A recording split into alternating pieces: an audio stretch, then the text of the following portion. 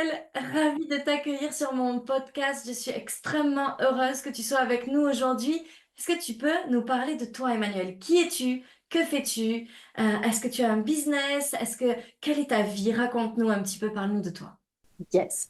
Alors écoute, moi j'ai eu plein de grands changements de vie que j'ai accueillis avec beaucoup de yes, take me, tu vois. Donc ça c'est un peu mon chemin de vie qui m'a amené à monter mon business après mon école de danse et qui est aujourd'hui, j'accompagne les femmes à s'extraire des relations toxiques, soit Waouh. avec elles-mêmes, soit avec des personnes extérieures.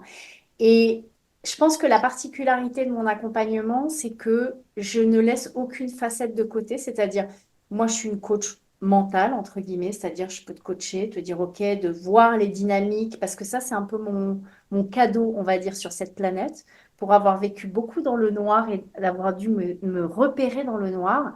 Je sens et vois des choses, en fait, rapidement. Donc ça, c'est une partie.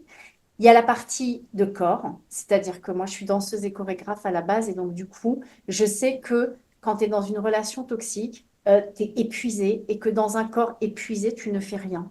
Donc moi, la façon de redonner leur corps aux femmes, c'est par la danse, le mouvement, de faire remonter la joie, en fait. La joie pour Hmm. pouvoir s'extirper, pour pouvoir faire remonter l'estime de soi. Et il y a la partie plus spirituelle, en fait, énergétique, parce que je suis thérapeute énergéticienne, je suis aussi thérapeute par le tantra. Bon, j'ai 54 ans, j'ai fait plein de trucs, c'est normal, quoi, hein. Tu es surtout une passionnée de la vie, j'ai l'impression.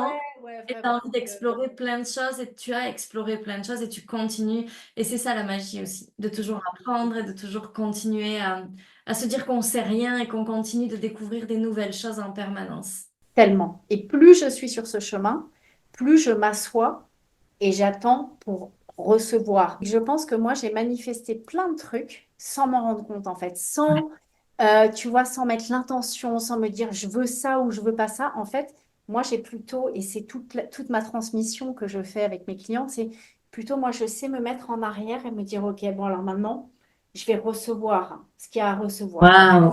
C'est pas juste attendre, tu sais, c'est ce vieux truc pourri du féminin. On dit, ouais, les meufs, elles sont dans le féminin, elles font rien. Non, non, c'est juste qu'il y a un temps pour tout. Et c'est vrai que moi, j'aime recevoir avec de l'espace dans le corps et de la compréhension, de la plus grande compréhension, en fait, karmique, énergétique. Et je pense que c'est quand on arrive à aborder un peu tous ces trucs que on devient complet, en fait. Je pense que vraiment, c'est mon chemin, je suis partie de très loin. Et je suis devenue de plus en plus complète. Et, et je pense que cet endroit-là, c'est un endroit du cœur. C'est un Oui, endroit. parce qu'en fait, ce que Emmanuel dit pas, c'est qu'Emmanuel a commencé par un MBA, donc vraiment le truc hyper énergie masculine, pour ensuite basculer dans une vie de danseuse et de chorégraphe, donc vraiment dans l'énergie féminine pour le coup, et pour aujourd'hui être celle qui accompagne les femmes à unir les deux à l'intérieur d'elles pour pouvoir s'élever et co-créer des relations beaucoup plus équilibrées, beaucoup plus saines et s'extirper des relations toxiques avec elle et avec les autres, mais grâce à toutes ces expériences et cette alliance du masculin et du féminin sacré, divin, je ne sais pas comment on peut l'exprimer, mais c'est dans cette alliance-là que l'on devient la plus grande version de nous et que dans cette plus grande version, naturellement, on éloigne les relations toxiques et on rapproche les relations extraordinaires de nous. J'ai bien résumé, Manuel. C'était magnifique. Ah, c'était ça, sans déconner, j'aurais dû l'écrire, hein. C'était magnifique. Et une clé essentielle de mon travail aussi, c'est la colère des femmes, la colère saine des femmes, de vraiment d'accompagner les femmes à se mettre en colère de façon saine. La colère saine, c'est-à-dire c'est non, ça c'est non en fait, et Les ça c'est limites. valeur, et ça c'est non. Et ça, Mm. c'est un immense truc chez les femmes, tu vois, Ouais. qu'elles accèdent à cette sensation-là. En général, c'est souvent une page blanche, c'est souvent un endroit, tu vois, où on a peur de faire mal aux gens, et moi, je Les, suis les sûre. limites sont quelque chose d'extrêmement difficile à poser et je crois qu'on n'a pas appris, enfin, en tant que petite fille, on nous apprend pas bien les limites. Tu sais, tu peux dire non à ça, tu peux dire non à ça, t'es pas obligé. On l'apprend peut-être plus facilement aux garçons, petits garçons, qu'aux petites filles. Oui, Et tellement. du coup, qu'est-ce qui a fait que tu t'es dit, je vais rentrer dans l'HEMC? Parce que tu as un parcours quand même qui est riche, complet, avec plein de connaissances. Et qu'est-ce qui t'a appelé dans l'HEMC? Tu sais ce qui m'a appelé? Déjà, j'ai commencé par le cercle privé. Donc, moi, adorer cette énergie quotidienne. Moi, j'adore ça. Tu vois, d'avoir quelqu'un dans ton dos tous les jours et puis tous tes partages, la richesse de tes partages et tout. Donc, ça a été le début de mon entrée dans ton univers, on va dire. Euh, Écoute, moi, j'ai un passé assez lourd, très traumatique et tout. Et le truc, c'est qu'il y a je me suis construite dans le regard des autres, c'est-à-dire, et les gens me disaient, ouais, mais t'es incroyable, ouais, mais ton école de danse, il y avait 700 élèves, elle est incroyable. Voilà. Et moi, je sentais pas trop ce truc. Ce qui m'a fait rentrer dans l'HEMC, c'est cet endroit de moi où, au fond de moi, je sais à quel point je peux être grande, mais j'avais besoin d'une structure pour m'accompagner à laisser être ma grandeur. Tu vois, c'est Waouh, comme si c'était à incroyable. l'intérieur de moi et je me disais, putain, mais tout le monde me voit grande et tout, mais putain, mais moi, je me vois pas grande en fait, merde. Tu vois? Et j'ai senti que, et puis en même temps, tu sais, j'avais une thérapeute qui m'avait dit un jour, elle me dit, toi, tu fais de la magie sans t'en rendre compte. Donc, il y a un moment, j'en ai eu marre de me dire, mais merde, moi, en fait, je veux avoir cette vision de moi-même et que ce soit pas juste les autres. J'ai besoin de me réapproprier cette vision et de reprendre le pouvoir sur comment je fais ça, en fait. Ça, c'est aussi ma façon. C'est-à-dire, moi, je suis très intuitive, je fais des trucs, j'avance et tout. Et j'ai du mal à remettre les étapes et me dire, bah, attends, j'étais là. Et ça pêche dans mon business parce que j'ai du mal à dire la transformation parce que moi, je me transforme sans avoir, et là, on est dans le masculin, ce truc de genre, voilà, attends, moi, j'étais là, j'ai commencé par faire ça, j'ai besoin d'apprendre à décoder ça. Et ça, c'est ce qui m'a inspiré dans la HMC, c'est de me dire, putain, il y a une putain de structure là. Là, il y a un truc avec des outils pour aller dans cet endroit de magie, tu vois, entre Ouais. guillemets.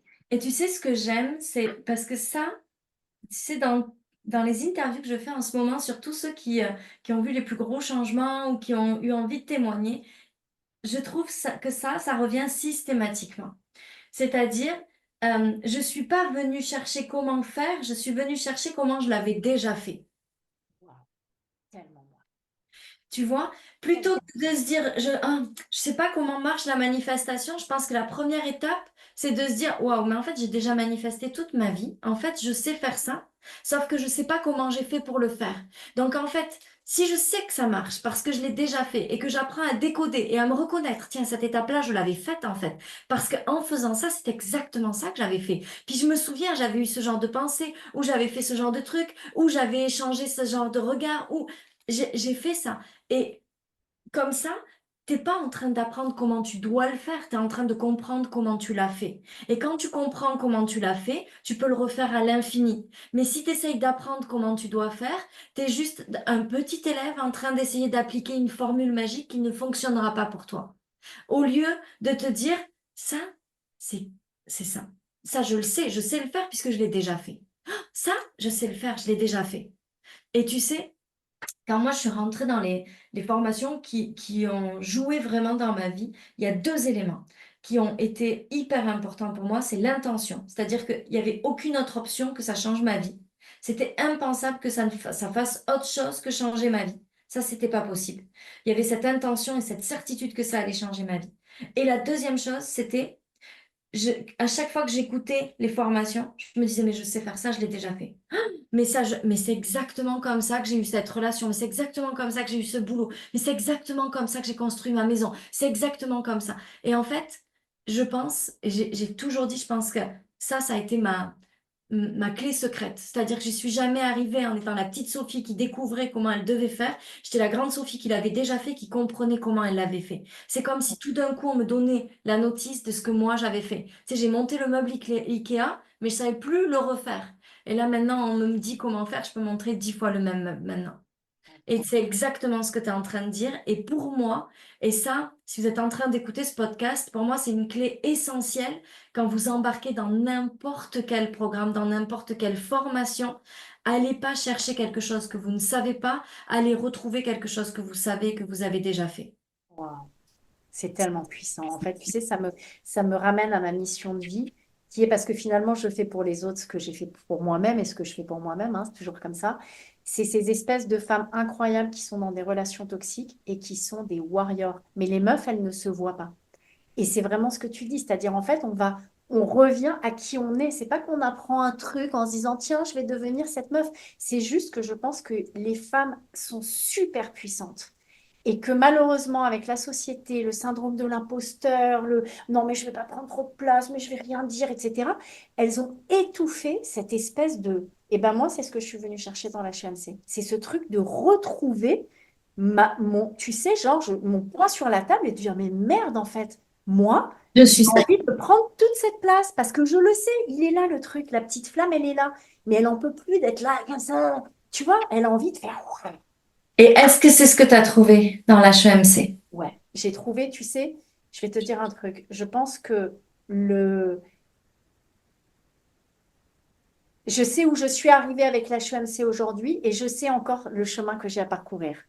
Là où je suis arrivée, c'est défaire des putains de croyances limitantes où bah, tu ne peux pas y arriver. Tu sais, c'est toutes ces voix des parents, des lignées, des trucs, des gens, mais non, mais de toute façon, toi, tu as bossé. Moi, j'ai construit une école de danse avec 700 élèves et je me payais au SMIG, OK, pendant 15 ans. Donc, moi, et ça, je suis encore à cet endroit-là de me dire, comment je vais réussir à faire de l'argent, en fait? C'est possible ou pas? Tu vois? Donc, ça, c'est encore un truc où moi, je suis là-dessus. Par contre, ce que j'ai défait avec l'HEMC, c'est des croyances limitantes. J'ai retrouvé mon pouvoir de me dire, je peux tout avoir. Et ça, tu sais, et ça, c'est un sujet que j'avais vachement envie d'aborder avec toi par rapport au fait que quand tu as eu des sacrés traumas, des sacrés abus, etc., parfois, c'est très compliqué de retrouver la confiance dans la vie.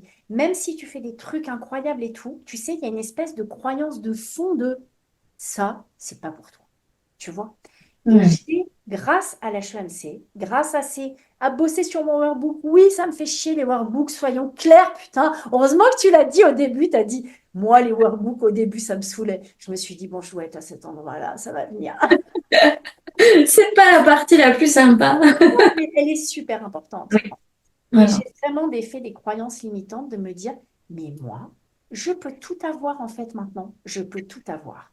Et ça, aujourd'hui, ce que j'ai encore à travailler, c'est l'intentionnalité parce qu'il y a une part de moi qui me dit, par exemple, si je peux avoir tant d'argent, j'ai du mal, tu sais, c'est comme s'il y a encore un pont à franchir de, tiens, de façon concrète, ça peut être ça. Par contre, j'ai la confiance que je peux l'avoir. D'accord. Tu Et vois. qu'est-ce qui fait selon toi que tu t'autorises pas encore à... tu sais, si tu avais tout cet argent que tu désires, ça serait quoi la conséquence? Qu'est-ce que tu deviendrais, serais, ou qu'est-ce que tu perdrais? Tu vois, qu'est-ce qui se cache derrière ça? Je vais te dire un truc. Parce que en plus, la vie, qu'est-ce que m'apporte la vie? La vie, elle me fait manifester de l'argent, mais d'une autre façon. Parce que là, je suis en train de divorcer et je vais avoir de l'argent. OK? Et je vais être en super sécurité. Donc l'argent, il est arrivé de Donc tu façon. le manifestes, mais pas par le chemin que tu pensais le manifester. Ça, Exactement. ça c'est très souvent quand même avec la manifestation. Le chemin de moindre résistance, il arrive de- du côté où c'est le plus facile de l'accepter. Et là, certainement que dans ton mariage, tu estimes que tu as suffisamment contribué pour mériter de recevoir une partie de ce que vous avez construit. Donc, tu vas t'autoriser à le recevoir. Maintenant, il faut arriver à regarder pourquoi est-ce que tu t'autorises pas à le recevoir dans ton business. Yes. Tu sais, il y a quelque chose. Alors maintenant, cet argent, il va être là, mais c'est de me dire, OK, je ne sais pas gérer l'argent, en fait. Tu vois, Ah, tu vois, si j'ai de l'argent, c'est très cool, mais vite, déjà, je me dis, j'ai cette croyance de me dire, bon, quand cet argent va arriver, il faut que j'ai un plan d'action, quoi. Il n'est pas question qu'il reste comme ça, etc. Parce que nous, on a été des gens, mon mari a bien gagné sa vie et tout, mais on a été nuls en gestion de l'argent. Nul, nul, nul. OK. mais je comprends ça à 100% parce que moi, c'était une de mes plus grandes peurs. C'est-à-dire que quand j'ai commencé à gagner de l'argent, il y a eu un moment donné où j'ai tout plafonné parce que je me suis dit, alors là, je peux tout dépenser, tu sais, c'est bon. Ça, c'est bon. C'est mon truc. Jusque-là, je peux tout dépenser, je sais quoi en faire. Mais si je gagne plus, alors je sais plus quoi en faire. Genre, je sais pas le placer, je suis nulle en crypto-monnaie, je suis nulle en banque, je suis nulle, tu sais, je sais pas tout ça. Et ce qui m'a beaucoup aidé, c'est d'aller voir des spécialistes avocats fiscalistes, d'avoir vraiment, d'embaucher quelqu'un et de lui dire voilà. Et quelqu'un en qui j'ai confiance, évidemment, parce qu'il y avait aussi cette peur de se faire avoir, évidemment, qui va avec le fait Oui, aussi. de ne pas savoir gérer en général, Oui. mais tu vois, d'être recommandé, d'aller voir plusieurs personnes et de prendre. Ce qu'on a fait à un moment donné, c'est on a pris un conseiller en gestion de patrimoine indépendant, on a pris un avocat fiscaliste, notre expert comptable et une autre personne qui était plus dans la démarche patrimoniale. On a écouté tout le monde Génial. et ensuite, moi, je me suis connectée à mon cœur et j'ai dit, ça me parle, ça me parle, ça me parle. Et on a pris les décisions qui étaient des décisions raisonnées puisque personne ne pouvait nous arnaquer. C'était quatre personnes qui se connaissaient pas. Donc, tu vois, ça a enlevé cette peur-là de moi. Et il y avait des choses qui se rejoignaient, des choses qui étaient un peu différentes enfin, d'une personne à l'autre. Mais ensuite, on a dit, OK, ben maintenant, on va se connecter. Puis moi, j'ai dit, ça me plaît bien. Ça me plaît pas trop. Ça me plaît. Et j'y suis allée après avec mon intuition, mais dans quelque chose que je savais qui était formaté dans l'énergie masculine, concret, tu sais, bien ancré dans la matière. Hmm. Merci pour ça. Je viens de recevoir cette empreinte du comment. Merci beaucoup. Et ça, moi, ça a libéré complètement ma barrière de tu peux pas gagner d'argent, de toute façon, tu vas le perdre. De toute façon, tu vas pas savoir le gagner, le gérer. Et aussi, ce qui a vraiment changé pour moi, c'est de changer le rapport que j'avais avec l'argent. C'est-à-dire que je pensais que j'avais pas su gérer mon argent jusqu'à présent parce que je pensais que savoir gérer son argent, c'était en avoir de côté ou avoir fait des investissements. Puis moi, il y a quand même quelque chose que j'ai compris, c'est que faire des investissements pour faire des investissements, c'est pas quelque chose qui m'anime. C'est pas comme ça que moi je fonctionne. Moi, j'aime faire des investissements qui nourrissent mon cœur. Donc, je vais acheter un truc à la plage avec vue sur l'océan. Je vais acheter une propriété pour mettre des chevaux. Je vais acheter, mais c'est des choses qui font que je gagne de l'argent et que ça devient quelque chose. Mais la grande partie de pourquoi est-ce que je veux avoir de l'argent, c'est pour pouvoir faire plaisir. C'est pour pouvoir donner. C'est pour pouvoir offrir. C'est pour pouvoir faire des cadeaux aux gens. Ce que je disais, on en parlait avec Bruno, on regardait nos dépenses ces derniers mois. 50% de nos dépenses ces derniers mois, c'est des cadeaux pour les gens. 50% de ce que je dépense. J'adore, j'adore. Mais c'est le seul but de l'argent. Et moi, je crois profondément que quand tu donnes ton argent avec le cœur et que tu le fais dans ce désir-là de donner, de partager, et que ça part d'un endroit super sain, en fait, tu en reçois toujours plus. Et moi, j'ai pas besoin d'avoir des millions d'euros de côté. Je suis contente d'avoir des propriétés, je suis contente d'avoir des biens immobiliers qu'on achète sans crédit, dont on est propriétaire, qu'on peut louer, qu'on peut revendre, qui font notre patrimoine. Mais j'ai pas besoin de faire des investissements qui me rapportent de l'argent parce que je sais que j'ai de l'argent qui rentre autrement, en fait, dans mon business, avec mes biens immobiliers, etc. Mais je le fais pas pour gagner de l'argent. Tu vois ce que je veux dire? Tellement. Tu sais, là, j'ai ma dernière fille est à Madrid, elle va faire ses études, donc on a été à Madrid et moi on va divorcer dans un mois. Et je te jure, le seul truc qui était dans ma tête, c'est de dire, en fait, il faut que je fasse de l'argent pour pouvoir en donner plein à mes gosses, pour pouvoir continuer à les gâter, pour pouvoir, tu vois, parce que ça, c'est vraiment, c'est le truc où je me dis, bon, bah, putain, j'ai plus la carte bleue familiale là, mais je veux que mes gosses, je veux pouvoir leur faire plaisir, en fait. Mais ça, c'est une motivation de fou. Et si tu te branches sur ça et que s'il y a, tu vois, moi, je sais que mes enfants, quand j'ai commencé à gagner de l'argent, avaient 15, 16 ans, tu vois, le plus grand. Et ma peur, c'était que ce soit un enfant gâté pourri, qui n'ait pas de notion de l'argent et tout ça. Donc, il a fallu défaire ces croyances-là pour pouvoir me dire, moi, ce que j'aime, c'est leur faire plaisir. Tu vois, là, on va être propriétaire de notre appartement avec vue sur l'océan d'ici quelques jours. Et ben, moi, je suis contente parce que je sais que mon fils de 18 ans, il peut prendre sa voiture, il peut aller passer 15 jours ou 3 jours avec sa copine, ou qu'il peut amener des copains. Puis il a des copains, on les a adoptés dans la famille, ils sont comme nos enfants, tu sais, ils viennent manger autant. Des fois, j'arrive le soir à la maison, il y a tous les enfants. Combien j'ai d'enfants? Moi, je croyais que j'en avais trois, puis il y en a sept. Je suis... oh. La Ok. manifestation, c'est incroyable. Le chemin de moindre résistance. Hop, hop, hop. C'est Allez. ça. Et tu vois, et moi, je trouve ça génial parce que si ça peut contribuer à tous ces gamins, à mon fils, ma fille, ça m'anime en fait. Et ça veut pas dire que je sais pas gérer, ça veut dire que je sais que pour moi, l'important, c'est pas, tu sais, je pourrais peut-être avoir encore plus d'immeubles et de locations, mais en fait, je m'en fous parce que ce qui compte, c'est ce que je fais de cet argent et à quoi il sert. Et ça, c'est plus important pour moi que tout le reste. Et et c'est ma vision. Et du coup, je suis sortie de ce truc de je sais pas gérer parce que je sais gérer. Ma gestion, c'est de donner et de contribuer. Et ça me plaît en fait. Wow. Là, tu viens de me rewirer, tu sais. C'est vraiment, c'est le truc qui me manquait, en fait, de me dire, au lieu d'avoir tout ce truc, de, bon, qu'est-ce que je vais en faire? C'est dire, putain, je vais le faire avec mon cœur, en fait. Et ça me parle, en fait. Ça, c'est vraiment, ça parle de moi. C'est vraiment cool. C'est vraiment cool. Moi, ça marche que comme ça. Et dès que je commence à réfléchir à, alors là, je vais investir parce qu'on m'a dit qu'il fallait acheter un immeuble.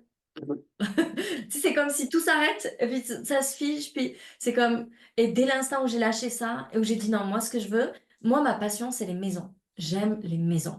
J'adorerais avoir plein de maisons dans des endroits différents. Et puis, je me dis, ben, si j'ai besoin d'argent, je les loue. Si j'ai pas besoin, je les prête à mes amis, ils vont en vacances. Moi, ça, c'est mon kiff, en fait. Donc, moi, tout ce que j'ai envie, c'est d'avoir des propriétés. Et puis, de me dire, bah, tiens, là, j'ai envie d'aller une semaine en Corse. Puis là, j'ai envie d'aller à la plage. Puis là, j'ai envie d'être dans la nature. Puis là, j'ai envie d'être chez moi, dans ma ville natale. Et tu vois, et, ah tiens, je voudrais être à la montagne. De juste, mon grand rêve, c'est ça, d'avoir plein de propriétés partout. Mais j'ai pas besoin d'avoir des tas d'immeubles rentables, machin. Parce que des belles propriétés, ça se loue quand tu as besoin, quand tu as envie. Mais tu sais, le patrimoine, il est tellement grand, mais tout ce que tu peux donner avec ça. Ah ouais, ça me parle grave. Moi aussi, j'adore les maisons. Et c'est vrai qu'il y a cette croyance que les maisons, c'est moins rentable que le fonds machin, que les cryptos, que le... Tu vois, il y a ce truc maintenant aussi de dire, bah, l'immobilier, ouais, mais bon, tu vois, c'est pas genre le meilleur investissement. Et je connais Mais pas, je suis pas renseignée, tu vois, en plus. Mais bon. Mais moi, tu vois, je me dis, ben là, on a acheté un appartement. Je sais que cet appartement avec vue sur l'océan, il se louera tout le temps. Si je veux le louer demain, il est loué demain. Mais si j'ai pas besoin, parce que je préfère en faire profiter ma famille et mes amis, je peux le faire. Exactement. Mais je sais aussi que ça reste une façon où l'argent peut rentrer. Ah ouais, non, mais c'est magnifique. Tu as vraiment de me reconnecter à ça. Et je fais une petite parenthèse perso. Tu sais, je me suis pété les ligaments croisés du genou, ok? Et je vais me faire opérer après mon divorce. Et je suis admise au centre de rééducation de Cap-Breton. Oh, CERS! Ouais, qui est un centre pour les sportifs professionnels. Et donc, du coup, j'ai décidé de m'installer à Biarritz jusque fin juin pour faire mes 3 sessions de rééducation. Donc voilà, je serai aussi par Tu vas là-bas. être merveilleusement bien. Biarritz, c'est Ouais. une ville avec une énergie tellement spéciale et Ah extra. oui. Ah J'adore. bah, je suis contente. Bah voilà, donc ça, c'est mon projet de Sud-Ouest à venir.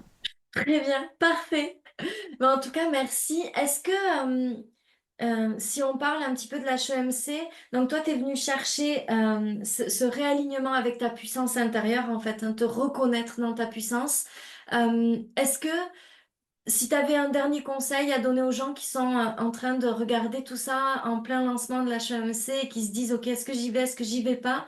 Ouais. Qu'est-ce que tu as envie de dire, toi, avec ton expérience au sein de l'HEMC, en toute honnêteté, en toute transparence et sans fioriture?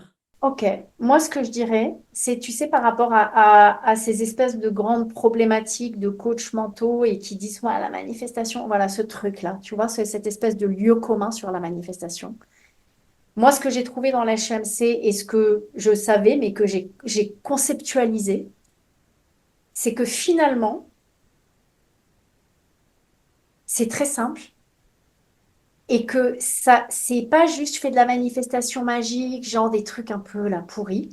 C'est je viens changer mon état intérieur, mes émotions, mes croyances. Donc ça, c'est très concret. En fait, c'est très concret. C'est pas genre je suis en train de prendre ma baguette magique et de dire demain je fais ça. Parce qu'il y a beaucoup de gens qui parlent de la manifestation comme ça et ça m'énerve en fait. C'est les gens aussi qui se positionnent genre moi je suis en vrai coach et je fais pas genre de la manifestation. Ça c'est aussi le masculin et le féminin qui m'énerve, tu vois, c'est ce truc. Ouais. C'est les extrêmes, hein.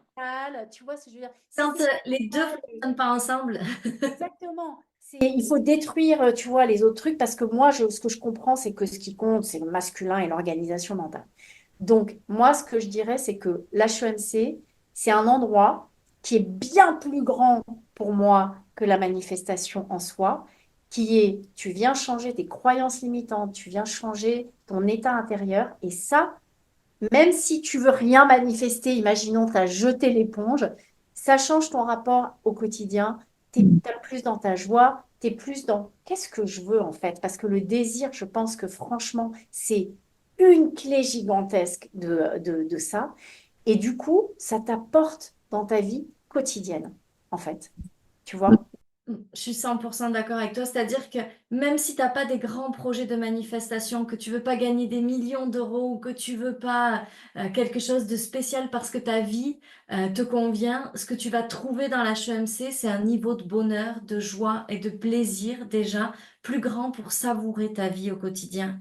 Que ensuite, si tu veux gagner plus d'argent, ben, tu vas pouvoir le faire. Si tu veux rencontrer l'amour, tu vas pouvoir le faire. Si tu veux changer tes relations amicales, tu vas pouvoir le faire. Si tu veux manifester ta maison, ton bateau, tu vas pouvoir le faire. Mais au final, ça, c'est la conséquence de qui tu vas devenir. Et la vraie transformation, elle est dans cet état-là intérieur qui fait que tout à coup, on commence à attirer naturellement. Et tu vois, j'aime bien que tu dises, oui, il y a ceux qui sont contre la manifestation, puis ceux qui sont dans la manifestation magique. Puis pour moi, la manifestation, c'est ce qu'on disait, c'est l'alliance du masculin et du féminin divin à l'intérieur de nous. C'est-à-dire le masculin qui entoure, supporte l'énergie du féminin qui ne demande qu'à être incarnée. Et c'est cette alliance des deux, ni trop dans l'un, ni trop dans l'autre, mais vraiment les deux réunis, qui fait qu'on peut commencer à créer, co-créer avec l'univers une réalité qui est sans limite. Tellement. C'est vraiment, tu sais, la vision que j'ai, c'est vraiment le masculin qui donne l'intention, tu sais, qui donne un peu la direction, et le Exactement. Et féminin la structure. et la structure, et le féminin qui crée de l'espace pour recevoir, qui crée du Exactement. temps et de l'espace et qui fait ah, clac, et pouf, Exactement. ça s'engouffre dans l'intention et dans la direction. Et ça, Exactement. en même temps, à vivre, je pense que pour moi, c'est un chemin de vie, c'est un but dans la vie, Hum. d'arriver à être à cet endroit de te dire, putain, j'arrive à naviguer entre et fou. C'est tellement fun, en fait, dans le fond. C'est tellement fun. Et c'est surtout que tu te rends compte qu'en fait, la vie, c'est juste une danse, tu vois, où tu apprends à naviguer avec les deux et où tout ce que tu pensais qui n'était pas possible peut devenir réalisable.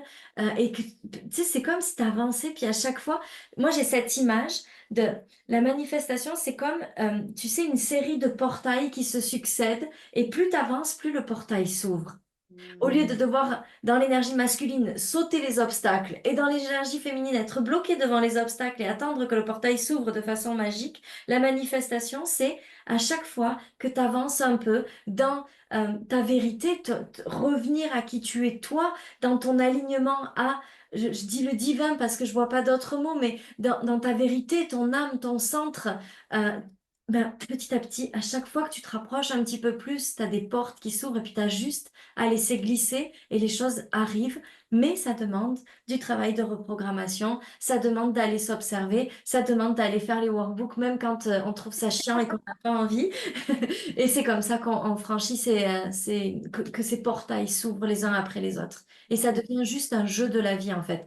Oh tiens, ça serait quoi le truc d'après que je pourrais manifester? Exactement, exactement. Et je dois dire que dans l'HEMC, et ça j'ai beaucoup aimé aussi dans les modules, c'est que c'est pas lourd en fait. C'est pas, t'as pas ce, en fait tu fais un truc, et c'est ce que j'avais dit dans la vidéo, c'est tu fais un truc très profond, mais avec une certaine légèreté. Et ça c'est vraiment ma façon de travailler aussi avec la danse, le mouvement, avec des femmes qui sont dans des relations dures. On va pas juste gratter du truc et tu vois c'est chiant quoi. Non, ça c'est chiant. Directement, tu grattes un peu, mais tu retrouves ton énergie en fait. T'es pas genre en train de et ça, c'est cool. Ça, c'est cool. Ouais. Tu sais, c'est un peu les deux visions. C'est ma chamane qui m'avait expliqué ça entre la vision tantrique et yogique, où il y en a un qui est davantage dans je libère les blessures les unes après les autres pour arriver au centre, et l'autre c'est je suis déjà le centre et j'élève ma vibration. Moi, j'ai essayé de faire un mix des deux en fait. C'est-à-dire que oui, des fois, il faut aller libérer des choses, mais ce divin, cette essence, elle vit déjà à l'intérieur de nous, et en élevant ma vibration, je m'y connecte naturellement. Donc, l'HEMC, c'est un peu ce mélange entre je libère pour accélérer les choses et j'élève ma fréquence pour pouvoir manifester encore plus facilement. Et tu sais, c'est un peu ce mélange des deux que moi j'ai fait à ma sauce en fait. Yes. C'est l'ombre et la lumière, en fait. C'est aller un peu voir l'ombre et être dans la lumière en Mais même sans temps. plonger dedans non plus et Non, rendre ça lourd. Et à côté de ça, élever sa vibration. Et plus j'élève ma vibration, plus les couches s'enlèvent facilement. yes, yes. Et puis avec de la joie, quoi. Avec, tu t'es déjà. En fait, moi, j'aime pas ce truc dans le développement personnel de te dire, bon, bah, quand j'aurai fait ça, je serai heureuse. Non, tu es déjà heureuse maintenant, en fait. C'est ça. Tu- Je choisis le bonheur maintenant et je regarde comment est-ce que dès l'instant où je le décide, je peux être heureuse pour pouvoir aller chercher quelque chose de plus. Mais pas, c'est le chemin qui vaut le coup, pas le résultat. 100%. 100%. Merci Emmanuel pour tout ça, pour ces beaux échanges, ces beaux partages. On aurait pu parler 4 heures ensemble, je pense, mais on va finir. Merci beaucoup, en tout cas. Merci à toi. J'ai adoré être là. J'ai adoré être là. Vraiment. Merci d'avoir accordé ce temps à notre moment ensemble. Je t'embrasse très fort. Avec Je te grand souhaite plaisir. plein de belles choses pour la suite. Et on se Merci parle très vite. infiniment. Ciao. Mm. Merci. Ciao. Ciao.